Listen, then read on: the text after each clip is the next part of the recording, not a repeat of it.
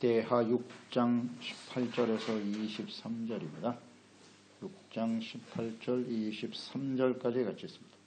하나님이 참으로 사람과 함께 땅에 계시리이까 보소서 하늘과 하늘들의 하늘이라도 주를 용납하지 못하겠거든 하물며 내가 건축한 이 성전이오리이까 그러나 나의 하나님 여호와여 주의 종의 기도와 간구를 돌아보시며 주의 종이 주 앞에서 부르짖는 것과 비는 기도를 들으시옵소서. 주께서 전에 말씀하시기를 내 이름을 거기에 두리라 하신 곳 이 성전을 향하여 주의 눈이 주야로 보시오며 종이 이곳을 향하여 비는 기도를 들으시옵소서. 주의 종과 주의 백성 이스라엘이 이곳을 향하여 기도할 때에 주는 그 간구함을 들으시되 주께서 계신 곳 하늘에서 들으시고 들으사 사하여 주옵소서.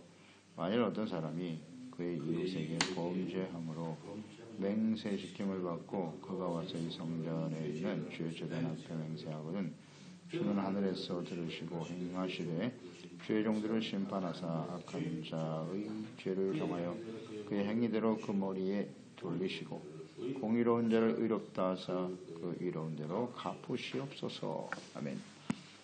만민이 기도하는 하나님의 집. 하나님의 말씀과 뜻대로 지어진 성전. 성전은 하나님의 뜻에 의해서 세워지는 겁니다.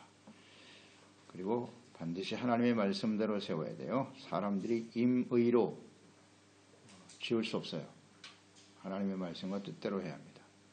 거룩한 하나님의 임재하심. 성전이 완성되었을 때 하나님의 영광 가운데 임재하여 계셨죠. 하나님이 임하시지 않으면 그건 성전이 아니죠. 아무리 화려한 집을 지어놨어도 건물을 지었다고 해도 거기 하나님이 계시지 않으면 성전이 아니에요. 그 하나님의 임재를 경험한 솔로몬이 이제 그곳에서 하나님 앞에서 드리는 거죠. 기도를 드리게 되는 거죠. 하나님이 거하시는 집, 기도를 통해서 하나님과 만나는 곳, 이것이 성전이죠. 그곳에 나오면 하나님 앞에 서는 것이기 때문에 기도를 드릴 수밖에 없지 않습니까? 기도, 예배. 기도라고 하는 것이 하나님이 우리에게 주신 명령이기도 하고 반드시 해야 될 일이긴 하지만 하나님의 임재하심, 하나님을 모르고 하나님의 임재하심, 살아계셔서 지금도 우리와 함께 하심을 깨닫지 못한다면 그건 온전한 기도가 될 수 없겠죠. 그러니까 하나님을 아는 사람은 기도하지 아니할 수가 없어요. 아니할 수가 없습니다. 그러니까 과거에 이 성전에 임하셨던 하나님이 이제 예수 그리스도 안에 계시잖아요. 예수님 안에 계시고 교회가 예수 그리스도의 몸이고 이제는 우리의 몸이 성령이 거하시는 전이죠. 네. 성령이 거하시는 전이기 때문에 자, 우리 가운데 하나님이 계시다라고 했을 때 우린 과연 어떤 반응을 하느냐는 거죠. 이것이 오늘 솔로몬이 성전 가운데 임하신 하나님 앞에 나타난 모습을 통해서 우리가 깨닫는 바입니다. 하나님이 거기 계시니까 당연히 무릎 꿇고 기도할 수밖에 없잖아요. 그 하나님 앞에서. 이건 자연스러운 겁니다. 기도하라고 명령하셨으니까 난 하기 싫은 대로 해야지. 나에게 어떤 필요가 있으니까 해야지. 그런 차원이 아니에요. 하나님이 내 안에 함께 계시니까 나는 그 하나님 앞에 무릎 꿇을 수밖에 없는 거죠. 하나님 앞에서 우리가 어떤 기도를 드려야 할까요? 오늘 이 기도를 통해서 한번 묵상해 보시자고요. 18절 말씀에 하나님을 알고 하나님을 알아야죠. 일단 어떤 분이신지. 또 임재하심을 아는 사람이 온전한 기도를 드릴 수 있다. 하나님을 어떻게 고백하고 있습니까? 하나님은 참으로 사람과 함께 땅에 계시리까 계실 수가 없는 분이죠. 우리 사람으로서는 하나님을 수용할 수가 없어요. 보소서 하늘의 하늘들이라도 주를 용납하지 못하겠거든. 우주 만물을 창조하신 크고 광대하신 하나님이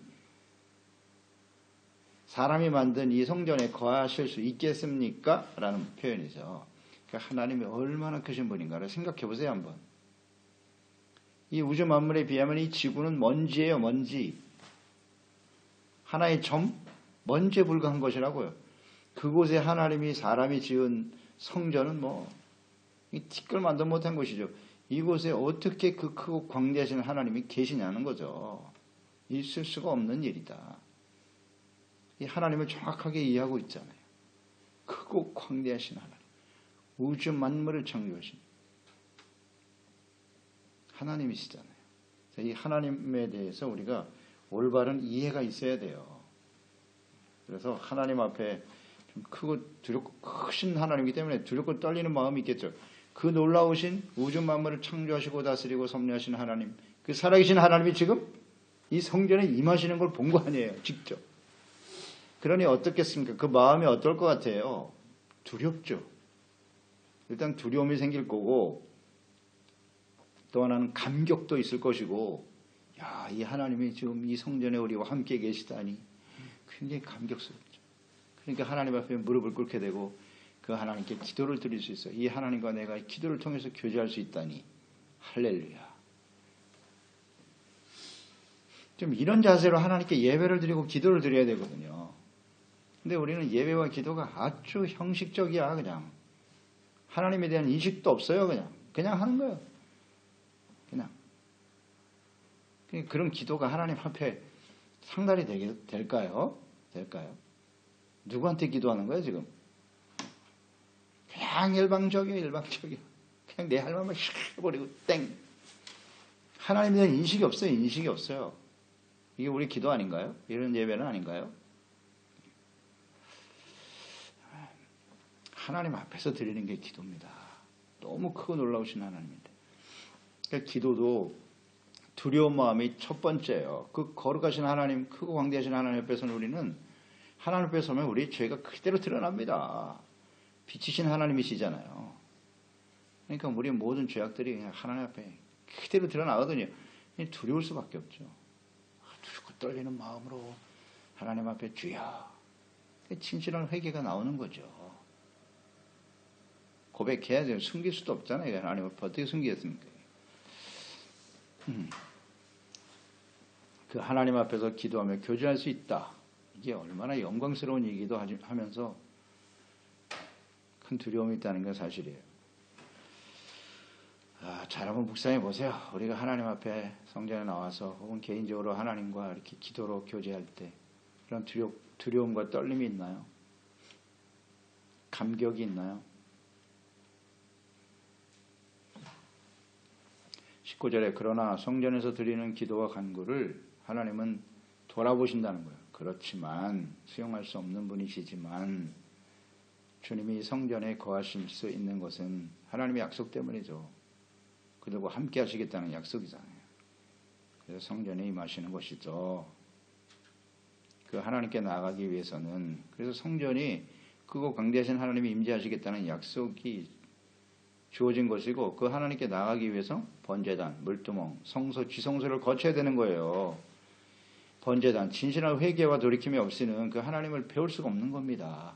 그래서 하나님이 안전하게 만들어 놓으신 거예요. 성전이 죄인인 사람들과 거룩하시고 크고 영광스러우신 하나님과 만날 수 있는 유일한 길이에요. 방법이에요. 그 외에는 없어요. 그 의미를 잘 묵상해 봐야 되는 거죠. 진실한 회개와 돌이킴이 없이는 하나님께 나아갈 수 없다. 이건 예수 그리스도의 모형이잖아요. 예수님을 통해서만 우리는 죄사함 받고 은혜 받고 구원받을 수 있다는 사실이죠. 그리고 성전에서 그럼 우리가 해야 될 것이 뭐냐? 하나님 앞에서 우리가 할 수 있는 것이 기도와 간구죠. 돌아보시고 그랬어요. 19절에 보세요. 기도라는 말. 19절에 나와 있는 하나님 앞에서 드려지는 기도가 있고요. 또 하나는 간구가 있고요. 또 주 앞에서 부르짖음. 비는 기도를 하나님께서 들으시옵소서. 이렇게 간구하고 있는 거예요. 기도, 간구, 부르짖음. 거룩한 임재 앞에서 우리가 할 수 있는 일이에요. 기도. 기도는 하나님 앞에 찬양이 들어있고요. 감사가 들어있고요. 그 다음 우리가 소원을 아뢰는 것도 있겠고요. 간구, 탄원, 도움을 구하는 거죠. 자비를 구하는 거죠. 회개, 용서, 부르짖음, 간절한 호소 이런 것들이 포함되어 있는 거예요. 하나님 앞에서 우리가 할 수 있는 것.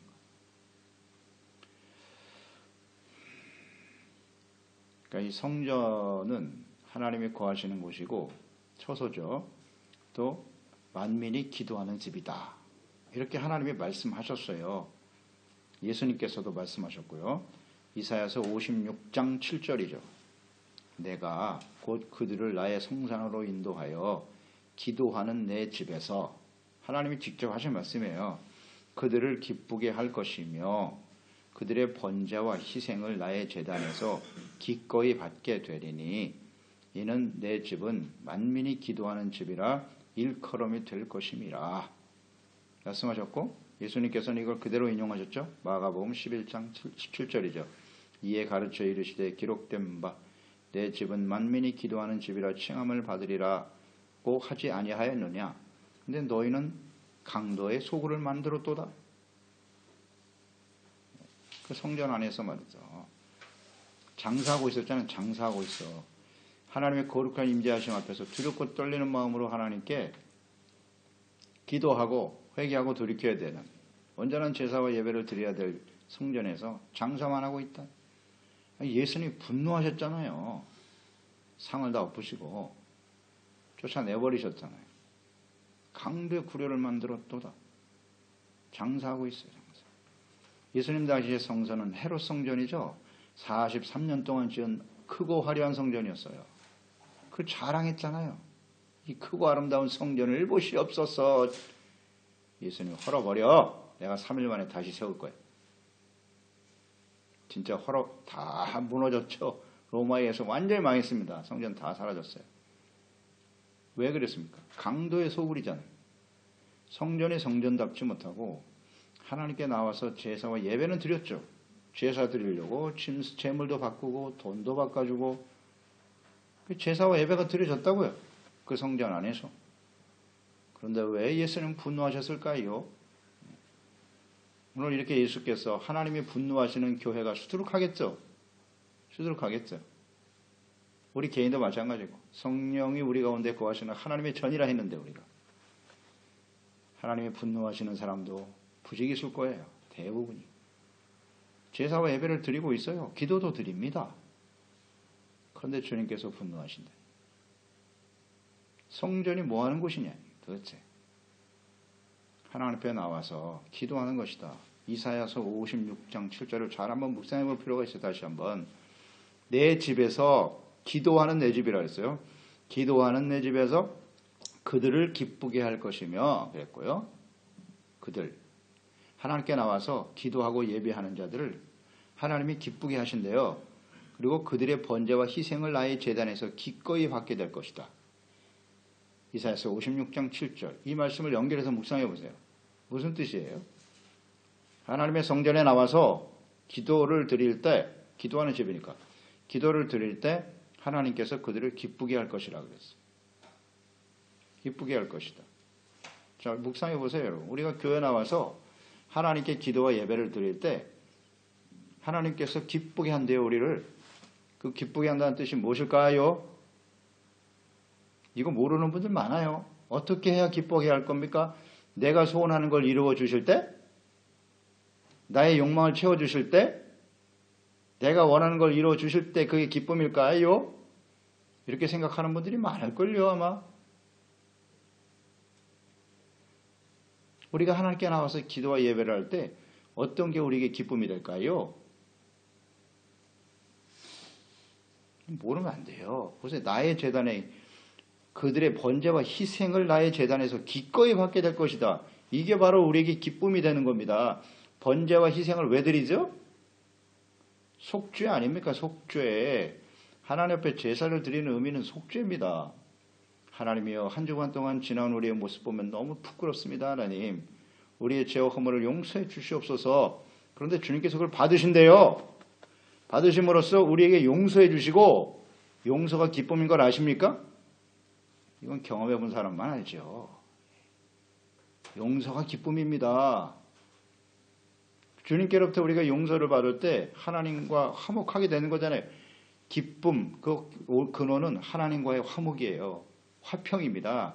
용서받고 의롭다함을 얻고 서로 화목되고 하나 될 때 기쁨이 충만해지는 거죠. 아멘. 하나님과의 관계 회복입니다. 이거보다 더 기쁜 일이 어디 있어요. 이거 경험해 보신 분은 알죠. 가장 사랑해야 될 남편과 아내가, 부모와 자식이 맨날 싸우고 다투고 갈등하고 있다고 생각해 보세요. 그러면 아무리 많은 부귀 영화를 누린들 사람들과 가장 사랑하는 사람들 간에 서로 원수 맺고 싸우고 다툰다면 거기 기쁨이 있을까요? 절대 없죠. 그런데 그런 관계가 한 번에 해결이 되는 거예요. 서로 이해하고 용납하고 부둥켜 안고 눈물 흘리며 서로를 받아들였다. 이게 화목해졌다. 그게 기쁨이죠. 그보다 더 큰 기쁨이 세상에 어디 있습니까? 가장 사랑해야 될 사람들과 화목하게 지내는 거. 이게 기쁨이죠. 근데 그 하나님과 우리의 관계가 죄로 인해서 가로막혀 있다. 그럼 얼마나 답답하겠어요. 세상 어떤 것을 다 얻어도요. 절대 기쁨이 없어요. 하나님의 자녀들은. 하나님과의 관계가 바르지 못하면. 그런데 하나님 성전에 나와서 자신들의 죄를 깨닫고 솔직히 고백하고 또 하나님 그걸 기꺼이 받아주시고 그 용서받을 때 기쁨이 찾아오는 겁니다. 아멘. 경험해 보신 분 알죠? 기쁨이 충만해지는 겁니다. 이게 진짜 하나님이 드려지는 기도고 성전의 필요성이잖아요. 예배와 기도의 필요성이고. 근데 그런 생각이 조금씩 나와서 그냥 형식적으로 드리는 거예요. 예배, 기도. 그러니 하나님이 얼마나 안타까우시겠어요. 그렇게 예배 드리고 돌아가는 발걸음은 또 얼마나 무거운 거. 예배와 기도를 드렸는데 왜 이렇게 마음이 무거워. 기쁨도 없고 말이죠. 안타깝네요. 내 기도, 내 집에서 그들을 기쁘게 한다. 용서와 화목입니다. 20절 주께서 전에 말씀하시기를 내 이름을 거기에 두리라 하신 곳 이 성전을 향하여 주의 눈이 쥐하러 보시오며 또 이것을 향하여 비는 기도를 하나님이 들으시옵소서. 전에 내게 하신 말씀이라 했어요. 전에 주께서 전에 말씀하시기를 그럼 그 전이란 언제이냐? 하나님께서요 솔로몬에게 직접 나타나셔서 말씀하셨어요. 열왕기상 9장 1절로 5절이에요. 왕상 9장 1절로 5절에 보면 솔로몬이 여호와의 성전과 왕궁 건축하기를 마침에 자기가 이루기를 원하던 모든 것을 마친 때에 여호와께서 전에 기브온에서 나타나신 것 같이 다시 솔로몬에게 나타나사 여호와께서 그에게 이르시되 내 기도와 내가 내 앞에서 간구하는 바를 내가 들었은즉 나는 내가 건축한 이 성전을 거룩하게 구별하여 내 이름을 영원히 그곳에 둘 것이고 내 눈과 내 마음이 항상 거기에 있으리니 내가 만일 내 아버지 다윗이 행함과 같이 마음을 온전히 하고 바르게 하여 내 앞에서 행하며 내가 네게 명령한 대로 온갖 일에 순종하여 내 법도와 규례를 지키면 내가 내 아버지 다윗에게 말하기를 이스라엘이 왕위에 오를 사람이 내게서 끊어지지 아니하니라 한 대로 내 이스라엘의 왕위를 영원히 경고하게 하려니와. 직접 말씀하셨어요. 2번 나타나셨다고 솔로몬에게. 첫 번째는 기브온 산당에 늘 천번제 드릴 때 나타나셨고 내가 너에게 뭐 해줬으면 좋겠니? 그 성전을 짓고 완공한 후에 다시 한번 나타나셔서 하신 말씀이에요. 이건 하나님이 직접 하신 말씀이라고. 그러니까 성전을 지을 때 그곳에 하나님이 계시겠다는 거예요. 내 눈이 그곳을 향하고 내 마음이 그곳에 있고 약속이죠. 그러니까 이 약속을 지금 기억하는 거죠, 솔로몬이. 그래서 그 약속을 의지하여 하나님께 기도하고 있는 겁니다. 여러분, 이 하나님 솔로몬에게 주신 약속은 오늘날 우리에게 주신 약속과 같습니다. 이건 진리잖아요. 오늘도 하나님의 성전, 하나님의 뜻대로 세워진 성전에서 온전한 제사와 예배를 드릴 때 하나님은 이 약속대로 그곳에서 우리를 보고 계시고 듣고 계시겠지요. 그런데 중요한 것은요, 전제 조건이에요. 어떨 때 하나님이 그곳에 영원히 함께 계시겠느뇨? 내가 만일 그랬잖아요. 조건절이에요. 언제나 조건절이에요. 내 아버지 다윗이 행함과 같이 마음을 온전히 하고 바르게 하여. 이게 전제 조건입니다. 주님 앞에서 행하고 명령한 대로 온갖 일에 순종하며 내 법도와 율례를 지키면 이 조건절을 항상 잊어버려요. 우리는 자꾸. 우리가 해야 할 일은 던져버리고 무조건 하나님이 약속하셨으니 이 성전에서 하나님이 우리의 드려지는 기도를 들어주시고 그렇지 않거든요. 하나님의 말씀을 지켜 순종하지 않으면요 절대 하나님께서 들으실 수도 없고 함께 하실 수 없어요.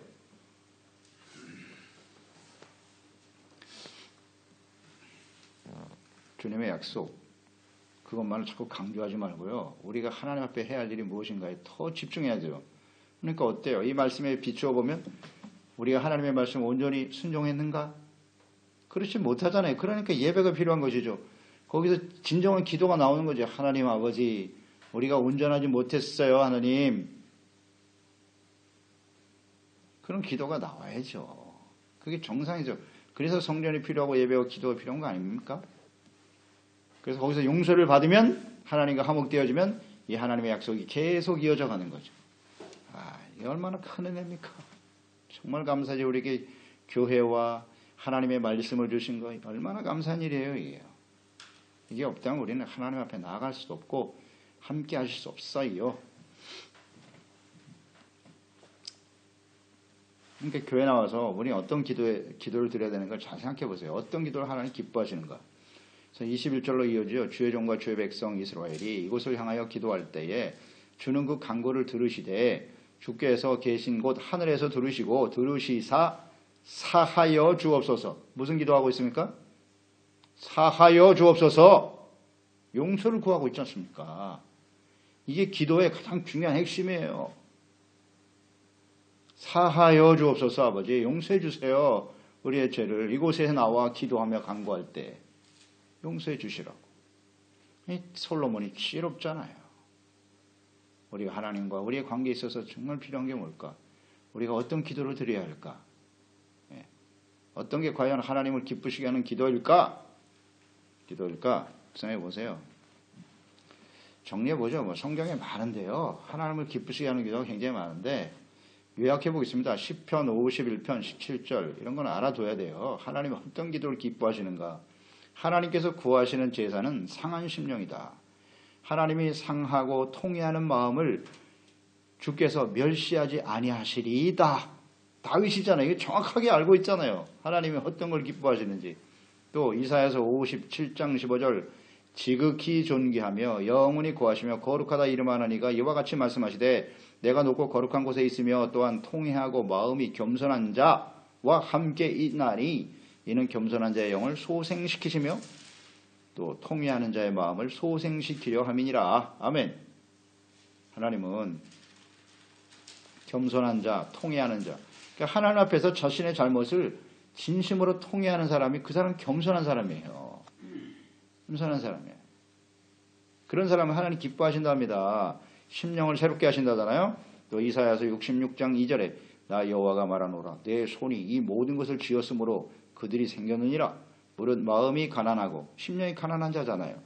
심령에 통회하며 내 말을 듣고 떠나는 자 그 사람은 내가 돌보려니 와 이렇게 돼 있잖아요. 그러니까 예수님께서 심령이 가난한 자가 복이 있나니 이사야서 66장 말씀 근거하는 거예요. 마음이 가난하고 그 사람은 어떤 사람? 심령에 통회하는 사람. 그런 사람은 이사야서 57장과 연결해 보면 겸손한 사람입니다. 이 말씀이 다 연결이 되잖아요. 심령이 가난한 사람은 자기의 죄를 깨닫고 통회하는 것이고 그 사람은 겸손한 사람이고 하나님이 그걸 기뻐하시고 겸손한 자에게 은혜를 주시고 교만한 자는 대적하시죠. 겸손한 자를 항상 좋아하세요. 겸손의 기도를 드려야지.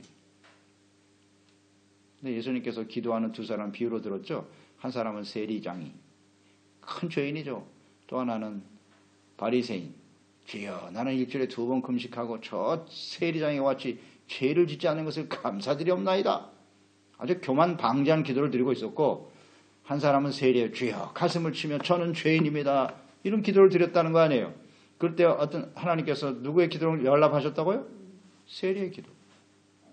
정확하게 가르쳐 주셨잖아요. 하나님 옆에 나와서 내가 어떤 사람이고 이런 일을 했고 그런 기도 아무리 들어갈 소용없어요. 그건. 교만한 자는 하나님이 싫어하세요. 겸손한 자, 통회하는 자.